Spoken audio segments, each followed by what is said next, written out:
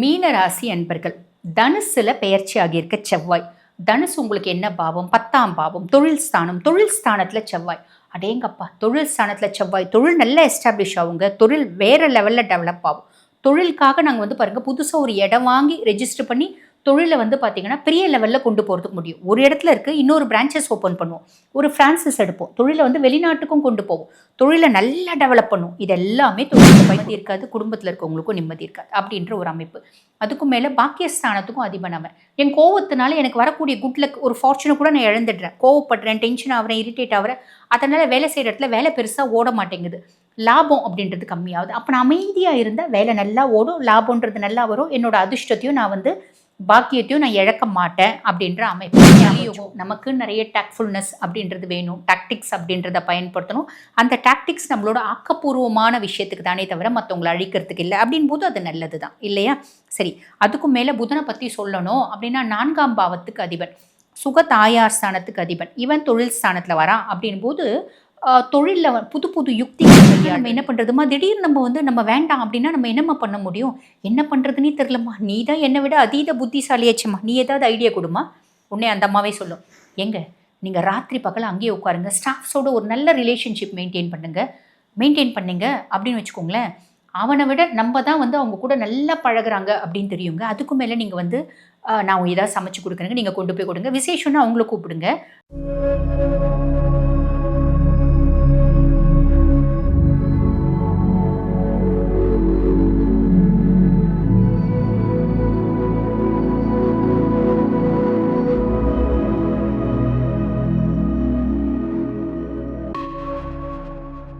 ஆன்மீக பரிகார நேயர்களுக்கு வணக்கம். நான் டாக்டர் தீபா அர்லாலன். இன்னைக்கு நம்ம என்ன டாபிக் பற்றி டிஸ்கஸ் பண்ண போகிறோம் அப்படின்னா செவ்வாய் பயிற்சி பலன்கள் தாங்க பார்க்க போகிறோம். இந்த செவ்வாய் பயிற்சி பலன் கொஞ்சம் டிஃப்ரெண்ட்டாக இருக்கும். முற்பகுதி பிற்பகுதின்னு வரும். காரணம் என்ன அப்படின்னா உங்களுக்கு நான் சொல்லும்போது புரியும். டிசம்பர் மாதம் 7ஆம் தேதி 2025 செவ்வாய் பகவான் வந்து பார்த்திங்கன்னா தனுசு ராசியில் பயிற்சி ஆகிறார். தனுசு ராசியில் பயிற்சி ஆகக்கூடிய செவ்வாய் பகவான் ஜனவரி மாதம் 16ஆம் தேதி வரைக்கும் தனுசு ராசியிலேயே சஞ்சாரம் பண்ண போகிறார். இப்போ இவருக்கு பின்னாடியே வந்து பார்த்திங்கன்னா புதன் பகவான் டிசம்பர் மாதம் 29ஆம் தேதி செவ்வாயோடு வந்து தனுசில் இணைகிறார். இணைஞ்சு டிசம்பர் 29லேருந்து ஜனவரி மாதம் 16ஆம் தேதி வரைக்கும் ஆக செவ்வாய் வந்து பார்த்திங்கன்னா ஏறக்குறைய 40 நாள் இந்த இடத்துல தனுசில் சஞ்சாரம் பண்ணுறார். புதனோடு கூடி ஏறக்குறைய 18 நாள் சஞ்சாரம் பண்ணுறார். ஆக இந்த பலன் வந்து பாருங்க, முற்பகுதி பிற்பகுதி அப்படின்னு ரெண்டா சொல்லுவோம். செவ்வாய் மட்டும் தனிச்சு இருக்கும்போது என்ன விதமான பலன்களை உங்கள் ராசிக்கு கொடுக்க போகிறார், புதனோட இணைஞ்சி இருக்கும்போது என்ன விதமான பலன்களை உங்கள் ராசிக்கு கொடுக்க போகிறார் அப்படின்றது சொல்கிறோம். நிறைய ராசிகளுக்கு நிறைய நற்பலன்களை அவர் கொடுக்க தான் போகிறாரு.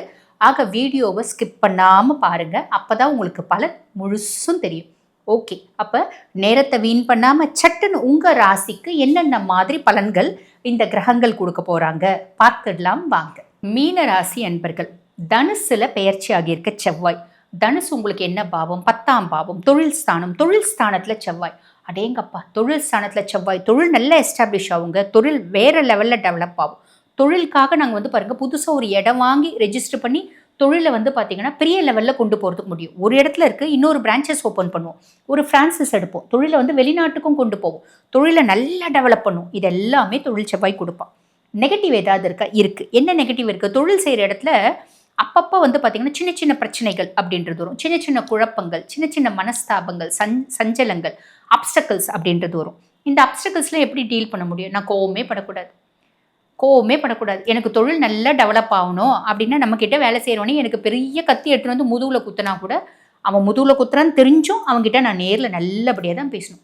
நீ தான்ப்பா எல்லாம், இந்த தொழில் இந்த அளவுக்கு டெவலப் ஆனதுக்கு நீ தான்ப்பா காரணம், உன்னை மாதிரியே எல்லாரும் இருந்துட்டா எனக்கு பிரச்சனையே இல்லைப்பா, எவ்வளோ ஒரு நல்ல ஆளு நீ, உன்னெல்லாம் வந்து பார்த்தியானா ஒரு நல்ல அப்பா நீ, நல்ல ஒர்க்கர் நீ, நல்ல கணவன், உன் மனைவியெல்லாம் உன்னை வந்து கல்யாணம் பண்ணிக்கிறதுக்கு பெருத்த வந்து புண்ணியம் பண்ணியிருக்கணும்ப்பா அப்படின்னு நான் கூசாமல் புழுவணும். அந்த புழுவுனீங்க அப்படின்னா பிரச்சனை கிடையாது.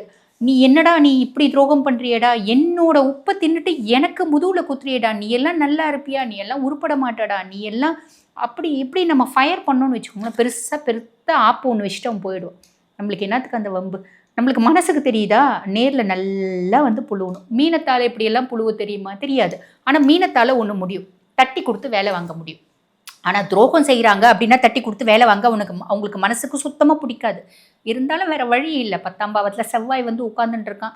என்ன பண்ண முடியும்? பிடிக்குதோ பிடிக்கலையோ தட்டி கொடுத்து வேலை வாங்கினேன் அப்படின்னா நல்லது. ஆனால் செவ்வாய் தனிச்சை செய்வானா? செய்ய மாட்டான். கோவத்துக்கு, இமோஷன்ஸ்க்கு, ஆக்ரோஷத்துக்கு, அதுக்கு எல்லாத்துக்கும் ப்ரிஃபரன்ஸ் கொடுக்குறவன் தான் செவ்வாய் அப்படின்ற பிளானட். ஆனால் நம்ம அதை ஓவர்டேக் பண்ணணும். அதுக்கும் மேலே 2 மற்றும் 9க்கு அதிபன் செவ்வாய். தன குடும்ப வாக்குஸ்தானத்துக்கு அதிபன். குடும்பத்தில் காசு இருக்கும், பணம் இருக்கும், வசதி இருக்கும், நிம்மதி இருக்காது. நான் ஆஃபீஸில் இருக்க ஸ்ட்ரெஸ் எல்லாம் கொண்டு போய் வீட்டில் கொட்டுவேன். வீட்டில் நெருப்பு கோழி மாதிரி வந்து பார்த்திங்கன்னா நெருப்பை கக்குவேன், வன்மத்தை கக்குவேன், சண்டை போடுவேன், இரிட்டேட் ஆவேன். அதனால நிம்மதி இருக்காது. எனக்கும் நிம்மதி இருக்காது, குடும்பத்தில் இருக்கவங்களுக்கும் நிம்மதி இருக்காது அப்படின்ற ஒரு அமைப்பு. அதுக்கும் மேலே பாக்கியஸ்தானத்துக்கும் அதிபன் அவன். என் கோவத்தினால எனக்கு வரக்கூடிய குட் லக், ஒரு ஃபார்ச்சுனை கூட நான் இழந்துடுறேன். கோவப்படுறேன், டென்ஷன் ஆகிறேன், இரிட்டேட் ஆகிறேன். அதனால் வேலை செய்கிற இடத்துல வேலை பெருசாக ஓட மாட்டேங்குது. லாபம் அப்படின்றது கம்மியாகுது. அப்போ நான் அமைதியாக இருந்தால் வேலை நல்லா ஓடும், லாபம்ன்றது நல்லா வரும். என்னோட அதிர்ஷ்டத்தையும் நான் வந்து பாக்கியத்தையும் நான் இழக்க மாட்டேன் அப்படின்ற அமைப்பு ஞாபகம் வச்சுக்கோங்க. சரி, இது முற்பகுதி. பிற்பகுதியில் வந்து பார்த்திங்கன்னா இதே இடத்துல புதன் வந்து உட்கார்றான். புதன் என்ன பண்ணுவான்? அவன் வந்து பார்த்திங்கன்னா துரோகம் பண்ணுறான், இரிட்டேட் பண்ணுறான், டென்ஷன் ஆகுறான், டென்ஷன் படுத்துகிறான், நம்மளுக்கு பெரிய லெவலில் ட்ராப் பண்ணுறான். எல்லாம் தெரிஞ்சு என்ன பண்ணுவான்? ரொம்ப சிம்பிளாக என்ன பண்ணுவான்? அவனை அந்த இடத்துலேருந்து வேறு ஆஃபீஸ்க்கு, ஃப்ரெண்டோட ஆஃபீஸ்க்கு, இங்கே கொஞ்சம் எனக்கு வந்து ரொம்ப நஷ்டம் இருக்குது, என் ஃப்ரெண்டுக்கிட்ட நான் உனக்கு சஜஸ்ட் பண்ணுறேன். ஃப்ரெண்டுக்கிட்ட சொல்லுவான்ப்பா, அவன் சூப்பராக வேலை செய்வான்ப்பா, அவனை கூப்பிட்டு முன்னாடி நிற்க வச்சே, நான் இவ்வளோ உயர்ந்ததுக்கு இவன் தான்ப்பா காரணம், ரொம்ப சூப்பரான பர்சனாலிட்டி. என்ன இப்போ எனக்கு கொஞ்சம் லாஸ் நோக்கி போகிறதுனால இவர் மட்டும் என்றைக்குமே கஷ்டப்படக்கூடாதுன்னு நான் நினைக்கிறேன். இவர் ரொம்ப சௌக்கியமாக இருக்கணும்னு நினைக்கிறேன். இவர் கொஞ்சம் சப்போர்ட் பண்ணுப்பா, எனக்காக சப்போர்ட் பண்ணுப்பா அப்படின்ற ஒரு நடிப்பு நடித்து ஃப்ரெண்டுக்கிட்ட மாற்றி விட்ருவாங்க. நீங்கள் கெட்டனா கெட்டு போ, நான் நல்லா இருந்தால் சரி அப்படின்றது. அங்கே போய் அவன் என்ன பண்ணுவான்? ஐயோ, நம்ம முதலாளி நம்மளை பற்றி இவ்வளோ சொன்னாரே, நம்ம என்ன பண்ணணும்? அங்கே தான் நம்ம தப்பு செஞ்சுட்டோம், நல்ல காணும், நம்ம முதலாளி கண்டுபிடிக்கவே இல்லை, இங்கே வந்தாவது நம்ம நல்லவனாக மாறணும் அப்படின்னு அவன் போய் அங்கே நல்லவனாக வேலை செய்வான். ஆக நமக்கு இருந்த தொல்லையை நம்ம கழட்டி விட்டுட்டோம். அங்கே போயிட்டு அவன் கெடுக்காத மாதிரி நம்மளே ஒரு இமேஜ் அவனுக்கு பில்டப் பண்ணி விட்டுட்டோம். அவனை ஒரு ஐடியல் பர்சனாக, ஐடியல் உழைப்பாளியாக மாற்றி விட்டுட்டோம். ஸோ இப்படி டாக்டிக்ஸை யார் ஏற்படுத்துவா? புதன் வந்து இப்படி ஒரு டாக்டிக்ஸை கிரியேட் பண்ணி அவனை துரத்தி விட்டுட்டு தொழிலில் ஒரு மேன்மை, முன்னேற்றம் அப்படின்றத கொண்டு வந்துடும். புரியுதுங்களா? இந்த மாதிரி டாக்டிக்ஸ்லாம் புதன் வந்து ஏற்படுத்தும். நமக்கு தோணும் புதன் இணையும் போது நமக்கு இப்படி தோணும், இப்படி பண்ணலாமா, அப்படி பண்ணலாமா, இந்த மாதிரி பல கேப் மாதிரித்தனத்தை பண்ணி நம்ம வந்து பார்த்திங்கன்னா நம்ம வேலையை நம்ம வந்து காப்பாற்றிக்கலாமா, நம்மளோட தொழிலை நம்ம காப்பாற்றிக்கலாமா, இப்படி நிறைய விஷயம் தோணும். இது நல்லது அப்படின்னு தான் சொல்லணும். டாக்ட்ஃபுல்னஸ் இல்லாமல் நம்மளால் வாழ முடியாது இல்லைங்களா? இந்த கலியுகம், நமக்கு நிறைய டாக்ட்ஃபுல்னஸ் அப்படின்றது வேணும். டாக்டிக்ஸ் அப்படின்றத பயன்படுத்தணும். அந்த டாக்டிக்ஸ் நம்மளோட ஆக்கப்பூர்வமான விஷயத்துக்கு தானே தவிர மற்றவங்களை அழிக்கிறதுக்கு இல்லை. அப்படின் போது அது நல்லது தான் இல்லையா? சரி, அதுக்கும் மேலே புதனை பற்றி சொல்லணும் அப்படின்னா 4ஆம் பாவத்துக்கு அதிபன், சுக தாயார் ஸ்தானத்துக்கு அதிபன், இவன் தொழில் ஸ்தானத்தில் வரான். அப்படின் போது தொழிலில் புது புது யுக்திகளை கையாளுறது, புது என்ன சொல்கிறது, விஷயங்களை புகுத்துறது, புதுமைகளை புகுத்தி தொழிலில் முன்னேற்றத்தை கொண்டு வந்து என்னோடய கம்ஃபர்ட் ஜோன் நான் அதிகரிப்பேன். உதாரணம், என்னோடய தொழிலை நல்லா டெவலப் பண்ணேன். எனக்கு ஆசை அடையாரில் ஒரு வீடு வாங்கணும், நான் அடையாரில் வீடு வாங்கிட்டேன். அண்ணா நகரில் வீடு வாங்கணும்னு ஆசை, அண்ணா நகரில் வீடு வாங்கிட்டேன். எதனால்? என்னோட ஒரு ஆக்கப்பூர்வமான சிந்தனைகள்னாலையும், ஒரு அறிவாற்றல்னாலையும், என்னோட தேடுதல்னாலையும் பல பேர்கிட்ட நான் ஒப்பீனியன் கேட்டேன். பிஸ்னஸ் எப்படி டெவலப் பண்ணலாம், ஒரு 10 பேர்கிட்ட ஒப்பீனியன் கேட்டேன். 10 பேரும் 10 ஐடியா சொன்னாங்க. அந்த 10 ஐடியாஸை வச்சு நான் புதுசாக அத்தனை பேரோட ஒப்பீனியனையும் வச்சு நான் ஒன்று புதுசாக க்ரியேட் பண்ணேன். அது வந்து எனக்கு பக்காவாக கிளிக் ஆகிடுச்சு. அதனால் நான் டெவலப் ஆகிட்டேன் அப்படின்ற ஒரு அமைப்பு. என்னோட ஒரு விட்டு கொடுக்குற தன்மையினாலையும், புத்திசாலித்தனத்தினாலையும், சாதுரியமான பேச்சினாலையும், சென்ஸ் ஆஃப் ஹியூமர்னாலையும் எங்கள் அம்மானோட ரிலேஷன்ஷிப், எனக்கும் எங்கள் அம்மாவுக்கும் நல்ல ரிலேஷன்ஷிப். அம்மாவுக்கு ஹெல்த் இஷ்யூஸ் இருந்துச்சு. அதுக்கு என்ன லேட்டஸ்ட் வைத்தியம் அப்படின்னு கூகுளெல்லாம் தேடினேன். எனக்கு லேட்டஸ்ட் வைத்தியம் கிடச்சிச்சு. லேட்டஸ்ட் வைத்தியம் பண்ணி அம்மாவை நல்லா காப்பாற்றிட்டேன். அம்மானோட ஃபுல் ஃபிட் சப்போர்ட் அப்படின்றது இருக்குது. ஸோ இதெல்லாம் புதன் ஏற்படுத்தும். அதுக்கும் மேலே வந்து பாருங்கள், கலத்திர ஸ்தானத்துக்கும் புதன் தான் அதிபன். கலத்திர ஸ்தானாதிபதி தொழில் ஸ்தானத்தில். எனக்கு ஃபேமிலியில் நிறைய காம்ப்ளிகேஷன்ஸ் இருக்குங்க. அந்த ஃபேமிலியில் இருக்க காம்ப்ளிகேஷன்ஸ் வந்து ஓவர் கம் ஆச்சு அப்படின்னா நான் வந்து பிஸ்னஸில் நல்லா சாதிப்பேன். அந்த ஃபேமிலியில் இருக்க காம்ப்ளிகேஷன்ஸ் எப்படி ஓவர் கம் பண்ணணும் அப்படின்னு பார்த்தேன். என்ன பண்ணாலும் குடும்பத்தில் இருக்க பிரச்சனை தீராதுன்னு முடிவு பண்ணிட்டேன். ஸோ என்ன பண்ணிட்டேன், பயங்கர வேலைம்மா எனக்கு. உண்மையை சொன்னால் தானே மனைவி வந்து சந்தேகப்படுறதுக்கு, திட்டுறதுக்கு, இல்லை கணவர் சந்தேகப்படுறதுக்கு, திட்டுறதுக்கு. மேக்ஸிமம் நீங்கள் இப்போ ஒரு ஃபேக்ட்ரி வச்சு நடத்துறீங்க அப்படின்னு ஒய்ஃப் கிட்ட சொல்லுங்கம்மா, பயங்கர வேலைம்மா, என்ன ஆச்சு தெரியுமாம்மா, பார்ட்னர் வந்துமா இப்படி பண்ணுறாம்மா, அப்படி பண்ணுறாம்மா, சும்மாவே க்ரியேட் பண்ணுறது, பார்ட்னர் அந்த விஷயம் செய்கிறாம்மா, இந்த விஷயம் செய்கிறாம்மா, ஸ்டாஃப்ஸ் எல்லாம் அவன் சைடு இழுத்துக்கணாம்மா, இழுத்துக்கினா நம்ம என்ன பண்ணுறதுமா, திடீர்னு நம்ம வந்து நம்ம வேண்டாம் அப்படின்னா நம்ம என்னம்மா பண்ண முடியும்? என்ன பண்ணுறதுன்னே தெரிலம்மா, நீ தான் என்னை விட அதீத புத்திசாலியாச்சும்மா, நீ ஏதாவது ஐடியா கொடுமா.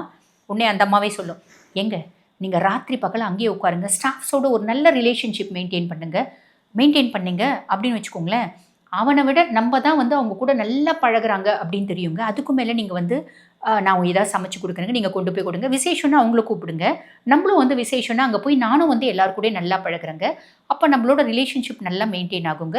மெயின்டைன் ஆச்சு அப்படின்னா நம்மளுக்கு வந்து தொழிலில் பிரச்சனை வராது இல்லையா, பார்ட்னர் வந்து ஒரு ப்ரையாரிட்டி இருக்காது இல்லையா, பார்ட்னர் நம்மளை ஏமாற்ற முடியாது இல்லையா, நம்மளுக்கும் அவங்களுக்கும் ஈக்குவல் இம்பார்ட்டன்ஸ், ஈக்குவல் மரியாதை இருக்கும் இல்லையா. அந்த மாதிரி அந்த அம்மா புதுசாக நிறைய ஐடியாஸ் கொடுக்கும். நிறைய ஐடியாஸ் கொடுக்கறதுனால வீட்டில் அதனோட தொல்லை இருக்காது. ஒவ்வொரு நாளும் வீட்டில் ஆஃபீஸை முடிச்சுட்டு வரும்போது, ஏங்க இன்னைக்கு என்னங்க ஆச்சு, என்னங்க பண்ணாங்க, என்னங்க நடந்துச்சு அப்படின்ற மாதிரி சொல்லுவோம். நம்மளும் ஒரு விஷயத்த பற்றா சொல்லிட வேண்டியதம்மா, இன்னைக்கு வந்தும்மா அந்த வேலை செய்கிற வேலை இதாக இருக்கான்லம்மா, அவன் அப்படி பண்ணாம்மா, இப்படி பண்ணாம்மா, என்ன பண்ணுறதுனே தெரிலம்மா, இருங்க நம்ம ஏதாவது யோசிக்கலாங்க, நீங்கள் ஒன்றும் கவலைப்படாதீங்க, நம்ம ஏதாவது யோசிக்கலாம், நீங்கள் இது சாப்பிட்றீங்களா அது சாப்பிட்றீங்களா, நீங்கள் கொஞ்சம் தூங்குங்க, தூங்குனா காலைல ஃப்ரெஷ்ஷாக இருக்குங்க, நம்ம நாளைக்கு நிதானமாக யோசித்து செயல்படலாங்க. ஆக வீட்டில் இந்த அம்மா தொல்லையே முடிஞ்சு போச்சா, ஆஃபீஸில் தொல்லைக்கும் இந்த அம்மாவே ஐடியா கொடுக்குது. ஆஃபீஸில் சின்ன தொல்லை தான், அந்த சின்ன தொல்லையே நான் வந்து என்ன பண்ணுறேன், பெருசாக பில்டப் பண்ணி வீட்டில் இருக்க தொல்லையே சமாளிக்கிறேன். இது சின்ன பிரச்சனை, இது பெரிய பிரச்சனையை இது முன்னாடி கொண்டு வந்து விட்றேன், இந்த சின்ன பிரச்சனை ஒன்றுலாம் போகுது, இந்த பெரிய பிரச்சனை சார்ட் அவுட் ஆகிறதுக்கு இந்த சின்ன பிரச்சனையை ஹெல்ப் பண்ணுது அப்படின்னு அர்த்தம். ஸோ இந்த மாதிரி நிறைய யுக்திகளை கையாளக்கூடிய திறமையை புதனே கொடுப்பான். ப்ராப்பராக யூட்டிலைஸ் பண்ணிங்க அப்படின்னா எல்லா இடத்துலையும் சந்தோஷமாக வாழலாம் அப்படின்றத ஞாபகம் வச்சுக்கோங்க. ஆக இந்த கன்ஜங்ஷன் சின்ன சின்ன விதத்தில் மைனஸும் உண்டு, ப்ளஸ்ஸும் உண்டு. அந்த ப்ளஸ்ஸை நம்ம பெருமளவு யூட்டிலைஸ் பண்ணிக்கிறது அப்படின்றது எப்படி அப்படின்றதும் நான் சின்ன சின்ன எக்ஸாம்பிள்ஸ் மூலியமாக சொல்லியிருக்கேன். உங்களோட லைஃப்பில் நீங்கள் எப்படி யூட்டிலைஸ் பண்ணிக்க போகிறீங்க, யூட்டிலைஸ் பண்ணிக்கோங்க. இந்த மாதிரி சின்ன சின்ன விஷயங்களில் கவனமாக இருக்கீங்க அப்படின்னா மட்டும் போதுமானது. இந்த காலகட்டம் நல்லது நடக்கும், நல்லது மட்டுமே நடக்கும். வாழ்த்துக்கள். இப்போ நான் சொன்ன பலன்கள் வந்து பார்த்திங்கன்னா உங்கள் ராசிக்கான ஒரு பொதுவான பலன்கள். இப்போ ஒரு சிலர் வந்து பாருங்கள், நாங்கள் வாழ்க்கையில் திருமணத்தை நோக்கி நகர்றோம், இல்லை எங்களுக்கு லைஃப்பில் ஹிடன் சீக்ரஸிஸ் இருக்குது, நீங்கள் சொன்ன மாதிரி அந்த சீக்ரஸி வெளியே தெரிஞ்சுடுமோன்ற பயம் இருக்குது, ரெண்டாவது திருமணத்தை நோக்கி போகிறோம், இல்லை குடும்பத்தில் பூர்வீக சொத்து பத்து நிறைய இருக்குது, அந்த சொத்து பற்றி எங்களுக்கு வருமா வராதா, இருக்கா இல்லையா, இந்த மாதிரி பல கேள்விகள் தெரிஞ்சுக்கணும் அப்படின்னா நான் பேசிகிட்டு இருக்கும்போது என்னோட வாட்ஸ்அப் நம்பர் கொடுத்துருப்பாங்க, அந்த வாட்ஸ்அப் நம்பருக்கு கால் பண்ணி அப்பாயின்மெண்ட் ஃபிக்ஸ் பண்ணி என்கிட்ட பேசிக்கலாம். தேங்க்யூ.